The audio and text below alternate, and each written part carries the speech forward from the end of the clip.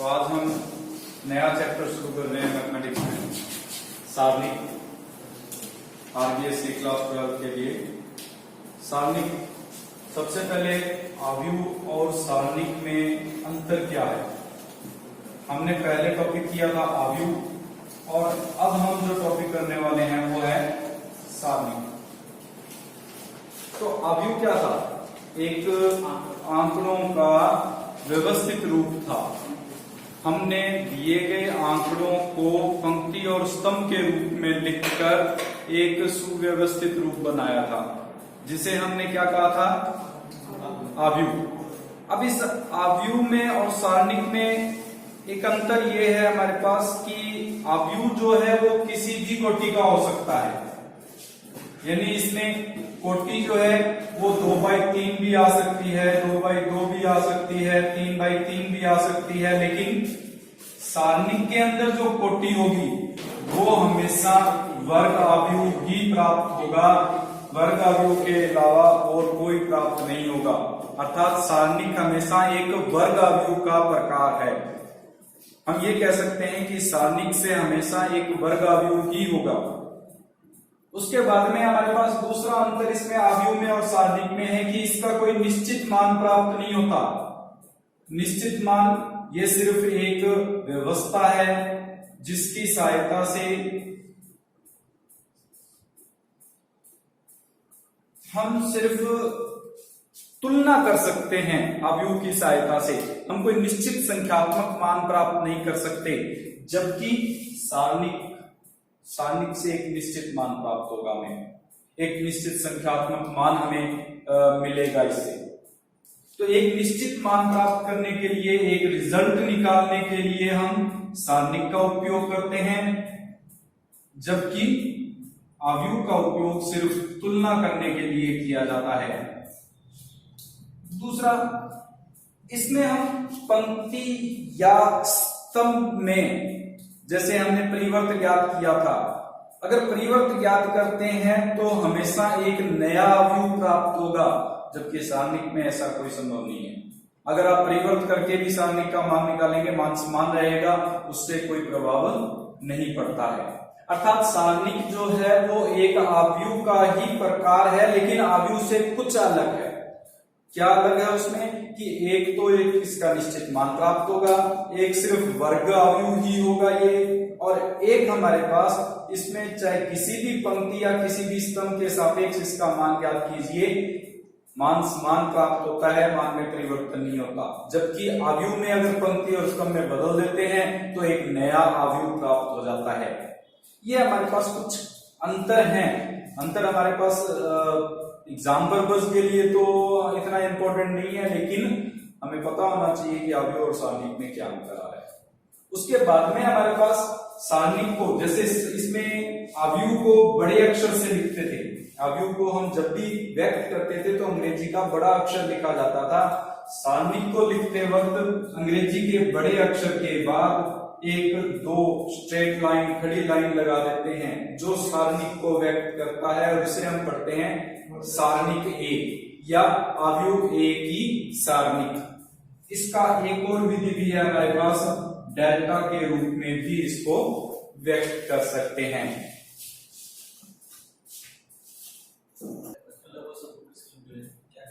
एक बाई एक सारणिक का, इसमें एक बाई एक सारणिक को किस प्रकार से हल किया जाए? एक बाई एक का मतलब है कि इसमें एक ही पंक्ति और एक ही स्तंभ होगा, अर्थात केवल एक ही अवयव आएगा। उसको हम कुछ इस प्रकार से व्यक्त करेंगे, जैसे a11 आ जाए, और इसको हल करेंगे तो a11 ही आएगा। अर्थात अगर 2 की सारणिक का मान निकालना है एक बाई एक में तो 2 ही आएगा। अगर हमें -3 सारणिक का मान निकालना है तो -3 ही आएगा। या सारणिक को मापांक मत लेके चल लेना, ये मापांक न होकर सारणिक का हल होगा, जो हमेशा प्लस में है तो प्लस में आ सकता है और माइनस में है तो माइनस में आ सकता है। ये नहीं है कि -3 की सारणिक का मान निकालना है तो +3 लिख दोगे, वो गलती मत करना। एक बाई एक के अंदर एक आव्यूह है, उस आव्यूह की सारणिक का मान हमेशा किसके इक्वल आ जाएगा? -3 के।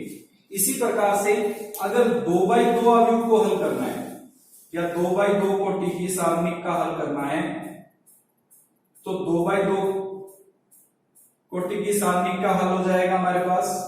वज्र गुणन विधि आपने की हुई है, उस वज्र गुणन विधि का उपयोग किया जाएगा। जैसे ये 2x2 कोटि का एक सारणी है, इसको जब हल करेंगे तो वज्र गुणन की विधि यानी पहले a11 का a22 से गुना होगा, फिर a12 का a21 से गुना होगा और बीच में जो चिन्ह आएगा वो माइनस का लगेगा, अर्थात a11 a22 minus a12 a21 इस रूप में हमारे पास 2x2 सारणी का हल किया जाता है। जैसे कि हमारे पास ये आ जाए 3 - 4 2 - 5, हल करेंगे तो पहले 3 का -5 से गुना होगा, फिर माइनस चिन्ह में 2 का -4 से गुना होगा, 3 का -5 से गुना -15, 2 का -4 से गुना करेंगे तो प्लस का 8, उत्तर आ जाएगा -7। इस प्रकार से हम 2x2 सारणी को हल करते हैं। इसके बाद में आता है हमारे पास 3x3 सारणी का हल। 3x3 सारणी को हल करने की हमारे पास दो विधियां हैं, जिसमें एक तो ये जो हम कर रहे हैं विस्तार विधि है, और एक हमारे पास है इसमें सारस मेथड, विस्तार विधि,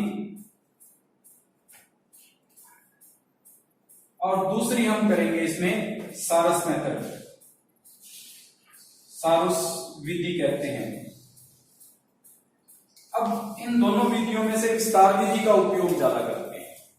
विस्तार विधि किस प्रकार से हल करेंगे, मान लो हमारे पास 3x3 कोटि की एक सारणी a1 a2 a3 b1 b2 b3 c1 c2 c3 दे दी जाएगी। तो इसको विस्तार कैसे करें? हम किसी भी एक पंक्ति और किसी भी एक स्तंभ के सापेक्ष विस्तार कर सकते हैं, और किसी भी पंक्ति या किसी स्तंभ के सापेक्ष विस्तार करने के लिए कुछ चिन्ह हैं जो हमें याद रखने हैं। मान लो मैं प्रथम पंक्ति के या सापेक्ष या प्रथम स्तंभ के सापेक्ष विस्तार करूंगा, तो ये जो चिन्ह है वो ध्यान रख लेना। पहला चिन्ह प्लस का, दूसरा चिन्ह माइनस का, तीसरा चिन्ह प्लस का, फिर इसमें minus plus minus plus minus plus, ये चिन्ह हमें याद रखने हैं।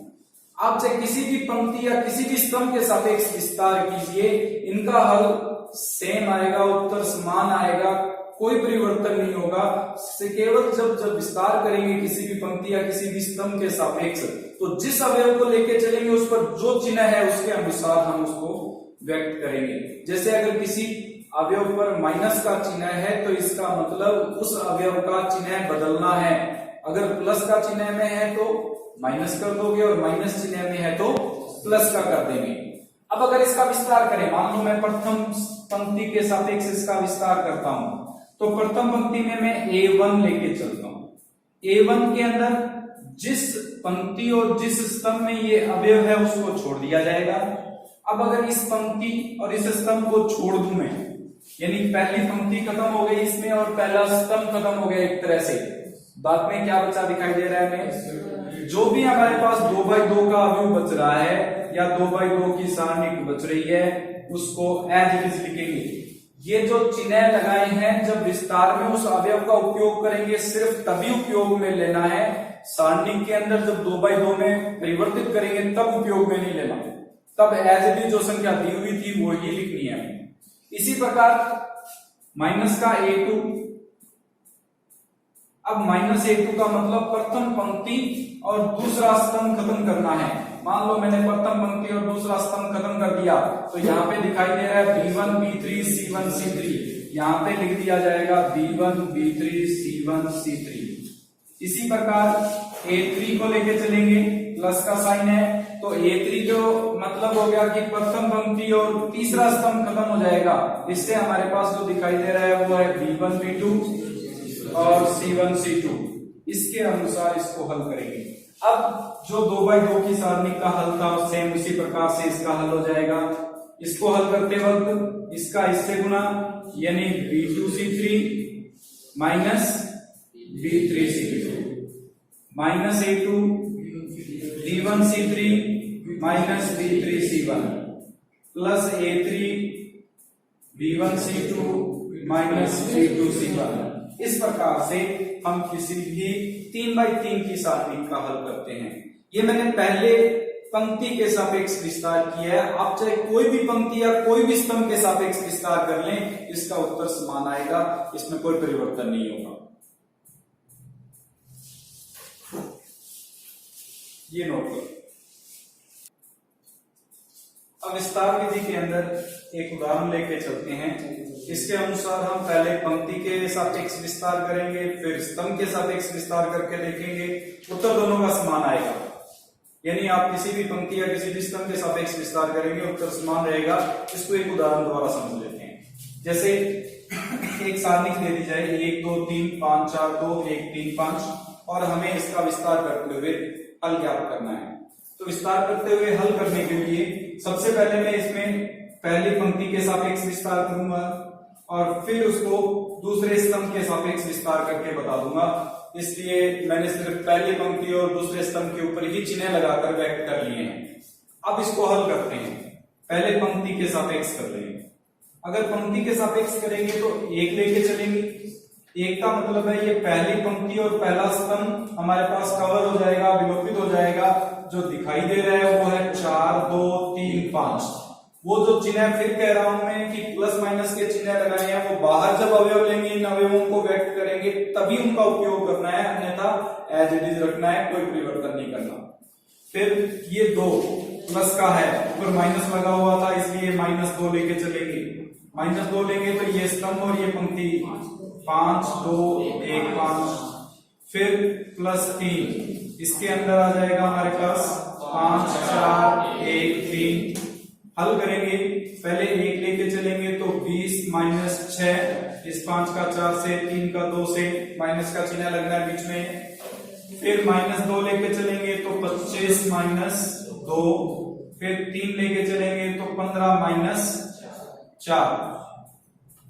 हल करते हैं इसको। 20 में से 6 गए 14, -25 में से 2 गए 23, 23 का 2 गुना करेंगे और 15 में से 4 गए 11 में 3 जोड़ेंगे, ये हो जाएगा 47 - 46, यानी उत्तर कितना आया इसका 1। अब हम स्तंभ के सापेक्ष करके देखते हैं। मैं द्वितीय स्तंभ के सापेक्ष इसका विस्तार करके बताता हूं, उत्तर वही 1 आएगा। दूसरा स्तंभ लेंगे तो दूसरे स्तंभ में पहला अवयव क्या बन रहा है -2। अगर -2 लेते हैं तो सारणिक में क्या दिखाई देगा 5 2 1 5। फिर लेंगे प्लस का 4 लेंगे तो इस +4 का मतलब है कि ये हमारे पास पूरा का पूरा कवर हो जाएगा दूसरा स्तंभ और दूसरी पंक्ति खत्म हो जाएगी। यहाँ पे 1 3 1 5।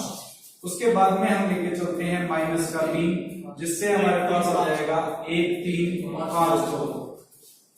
हल करेंगे, ये बन जाएगा -2 गुना 25 -2 प्लस 4 गुना 5 - 3 गुना 2 - 15।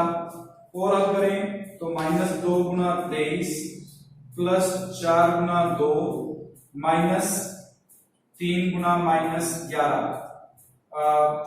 13।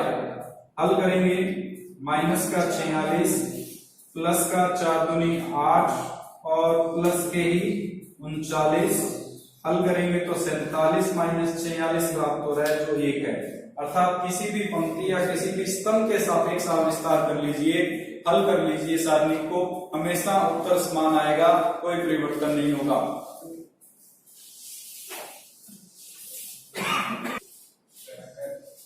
सारस विधि के बारे में बात करते हैं। सारस मेथड कह दो चाहे सारस विधि कह दो।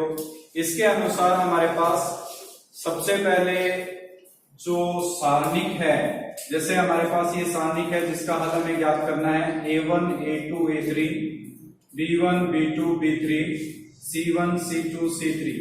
इस सारणिक का हल सारस मेथड से या सारस विधि से ज्ञात करने के लिए हम इसके 2 स्तंभों को वापस से दोहरा लेते हैं। इस विधि में ये हमारे पास नियम है कि इसके जो पहले 2 स्तंभ हैं उनको दोबारा से हम लिख लेंगे इसके आगे, यानी A1 B1 C1 A2 B2 C2। अब 3 का युग्म बनाना स्टार्ट करेंगे एक कॉर्नर से। अगर इस कॉर्नर से मैं 3 का युग्म बनाता हूं, इन तीनों का गुना होगा प्लस इन तीनों का गुना करेंगे प्लस इन तीनों का गुना करेंगे। इससे आगे 3 का युग्म नहीं बन रहा। अगर 3 का युग्म नहीं बन रहा तो इसका मतलब इससे आगे आगे के गुना नहीं होंगे। अब उल्टा चलेंगे, इसमें दूसरी तरफ के कॉर्नर से वापस इन 3 का गुना करते हुए घटाते जाएंगे उनको, अर्थात A2 का B1 से और C3 से गुना, फिर A1 का B3 से और C2 से गुना, फिर A3 का B2 से और C1 से गुना। यानी जो बेग आया है उस बेग आने वाले नियम को हम घटाते जाएंगे। अब इसमें जैसे मैंने पहले गुना किया था A1 B2 C3, ये था हमारे पास A1 का B2 से, B2 का C3 से गुना, प्लस A2 का B3 से और B3 का C1 से, तो A2 B3 C1 plus A3 B1 C2, ये हमारे पास गुना किया। आगे जो जा रहे हैं उसमें तो हम जोड़ करेंगे, लेकिन जब वापस आएंगे तो उनको क्या करेंगे, घटाते हुए लिखेंगे। जैसे माइनस का A2 B1 C3 minus A1 B3 C2 minus A3 B2 C1। इसमें जो उत्तर आएगा वो दोनों में समान रहेगा, चाहे आप विस्तार विधि से कीजिए चाहे सारस विधि से कीजिए। जैसे कि इस सवाल का हल हमने विस्तार विधि से किया था, अब इसको हम सारस विधि से हल करके देख लेते हैं। इस विधि का उपयोग करेंगे तो पहले हमारे पास क्या आएगा, 2 स्तंभों को रिपीट करना है, हम 2 स्तंभों को रिपीट कर देते हैं। फिर गुना करेंगे, पहले 1 का 4 से और 4 का 5 से, तो 1 गुना 4 गुना 5, प्लस 2 का 2 से और 2 का 1 से, 2 गुना 1, प्लस 3 का 5 से 5 का 3 से, 3 गुना 5 गुना 3, माइनस 2 का 5 से 5 का 5 से, 2 गुना 5 गुना 5, माइनस 1 का 2 से 2 का 3 से, 1 गुना 2 गुना 3, माइनस 3 का 4 से 4 का 1 से, 3 गुना 4 गुना 1। हल करेंगे, ये हो जाएगा 20 plus 4 plus 45 minus 50 minus 6 minus 12। अब हल करेंगे इसको तो ये बन जाएगा 45 और 20 65 और 4 69 माइनस 50 62 62 और 6 68। उत्तर वही आएगा एक जो हमने विस्तार विधि से हल किया था। अर्थात अगर हम सारस विधि से लगाएं या विस्तार विधि लगाएं उत्तर समान रहेगा। ये एक और सारणिक को हल करने की विधि है। इसका उपयोग बहुत कम करते हैं हम विस्तार विधि का ही ज्यादा उपयोग करते हैं, क्योंकि इसमें दोबारा से रिपीट करना, और इस विधि का उपयोग अपने आरबीएससी की बुक्स में बहुत कम किया हुआ है। सिर्फ एक आधा कोई सवाल अगर इसने पूछा है तो पूछा गया है, अन्यथा सिर्फ विस्तार विधि का ही उपयोग करते हुए हम हल करके याद कर रहे हैं।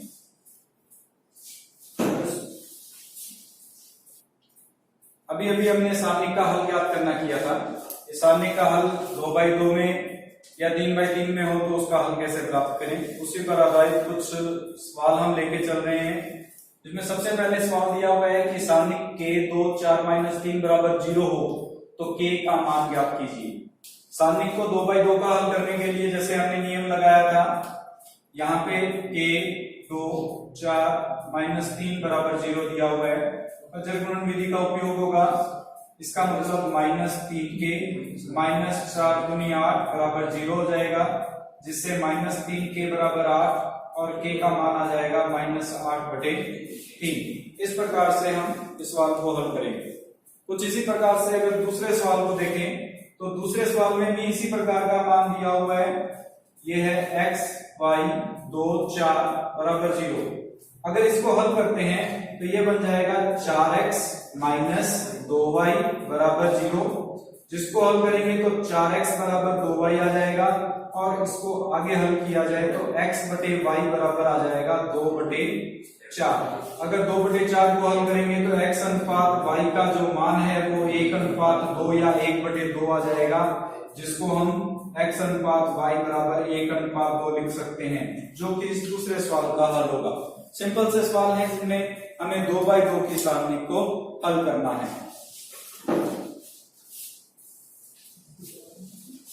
इस वजह से इसमें उदाहरण लिया हमने, जिसके अनुसार हमें ये दिया हुआ है कि 2 3 y x का मान 4 के बराबर है। अर्थात हमारे पास इस सारणी को हल करने पर 2x - 3y बराबर प्राप्त हो जाएगा 4। समीकरण 1 प्राप्त हो गई हमारे पास। दूसरी सारणिक दी हुई है y x y 4 2 बराबर 7, अर्थात 2x माइनस 4y बराबर आ गया 7। ये दोनों रैखिक समीकरण बन रही है। इन दोनों रैखिक समीकरण को हल करते हुए हम x और y का मान प्राप्त करेंगे। अब दोनों समीकरणों को हल करने के लिए आप चाहे कोई मर्जी विधि लगा लीजिए, विलोपन विधि और बहुत सी विधियां पढ़ी हुई है आपने। सीधा अगर इन दोनों समीकरणों को घटा देते हैं माइनस और प्लस करते हुए, तो ये 2x से 2x कट जाएगा, यहां बचेगा माइनस का y बराबर 7 माइनस 4 यानी 3। y का मान प्राप्त हो जाएगा -3। इस y का मान किसी भी एक समीकरण में रखेंगे तो x का मान प्राप्त हो जाएगा 2x प्लस 9 बराबर 4। समीकरण 1 में रख रहे हैं, समीकरण 1 से ये प्राप्त हो जाएगा 2x बराबर -5, x बराबर -5 बटे 2। इस प्रकार से x और y के मान ज्ञात करने हैं। एक 3x3 में एक सवाल हल करते हैं।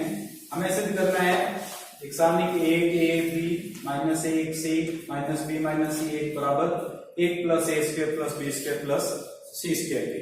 हल करने के लिए जैसा कि हम विस्तार विधि में कर चुके हैं, आप विस्तार विधि भी लगा सकते हैं, सारस विधि भी लगा सकते हैं, दोनों से समान उत्तर आएगा। हम पहली पंक्ति के सापेक्ष इसका विस्तार कर लेते हैं। जैसे कि सवाल दिया हुआ है a b minus a c minus b minus c 1। अगर मैं पहली पंक्ति के सापेक्ष विस्तार करता हूं तो चिन्ह का ध्यान रखना है हमें। चिन्ह के अनुसार पहला अवयव लेंगे, सारणिक के रूप में हम व्यक्त करेंगे पहली पंक्ति और पहले स्तंभ को हम ढक देंगे। बाद में जो बचा हमारे पास 1c माइनस c a लेके चलेंगे, ये पंक्ति और ये स्तंभ ढक दिया जाएगा, minus a c minus b 1 बचेगा, प्लस b लेके चलेंगे तो ये पंक्ति और ये स्तंभ ढक दिया जाएगा, हमारे पास minus a 1 minus b minus c बचेगा। इसको हल करें तो ये बन जाएगा 1 plus c square minus a plus bc plus b ac minus plus b। हल करेंगे इसको तो 1 plus c square plus a square minus abc plus abc plus b square. abc से abc कट जाएगा, ये हमारे पास उत्तर आ जाएगा 1 plus a square plus b square plus c square, जो कि 3x3 सारणिक का हल कहलाएगा।